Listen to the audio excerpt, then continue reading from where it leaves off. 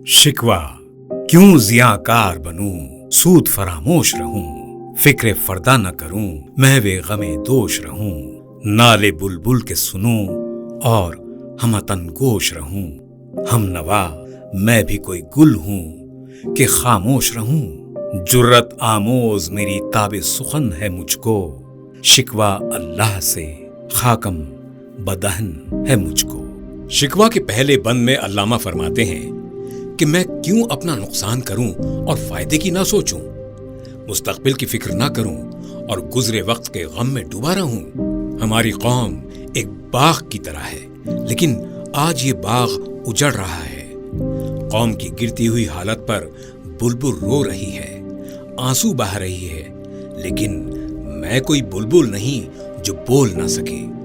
मैं इंसान हूं, मुझे अल्लाह ने बोलने की सलाहियत दी है।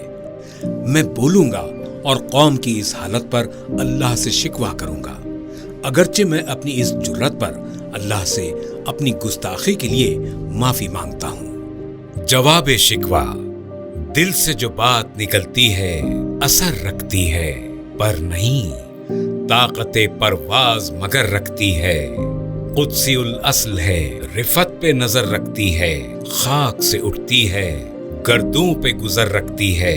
इश्क था फितना गरो सरकशो चालाक मेरा, आसमां चीर गया नालाए बेबाक मेरा।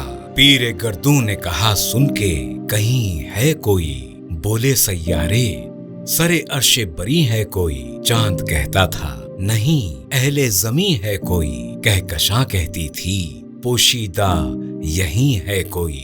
कुछ जो समझा मेरे शिकवे को तो रिजवां समझा, मुझे जन्नत से निकाला हुआ इंसान समझा। इसके बाद जवाब शिकवा के पहले और दूसरे बंद में अल्लामा फरमाते हैं कि जब इंसान दिल से दुआ करता है तो इस दुआ में इतनी ताकत होती है कि वो आसमान चीरती हुई अर्श तक पहुंचने की सलाहियत रखती है। दुआ फरिश्तों की तरह पाक होती है, इसीलिए जमीन पर रहने वाले इंसान को अपनी दुआ के जरिए अर्श तक यानी आसमान तक पहुंचने की कुव्वत हासिल है।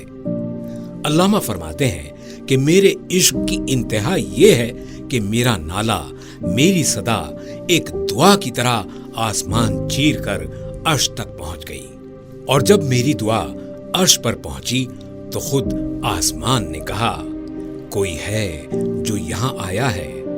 सैयारों यानी प्लैनेट्स ने भी आसमान की ताईद में कहा हाँ, ऐसा लगता है किसी की आवाज आसमान चीर कर यहां पहुंची है। लेकिन चांद ने कहा नहीं, मैं जमीन के करीब हूं, मेरी नजर जमीन पर रहती है, मुझे लगता है ये आवाज जमीन पर रहने वाले किसी इंसान की है। फिर कहकशां यानी सितारों के झुरमुट ने कहा नहीं, हमें लगता है कोई आया नहीं बल्कि पहले से यहीं छुपा हुआ था जो अब सामने आया है। इसके बाद रिजवान यानी जन्नत के इंतजामात संभालने वाले फरिश्ते ने कहा मुझे लगता है कि ये वही आदम है जिसे मुद्दतों पहले अल्लाह का हुक्म भूल जाने पर जन्नत से निकाला गया था।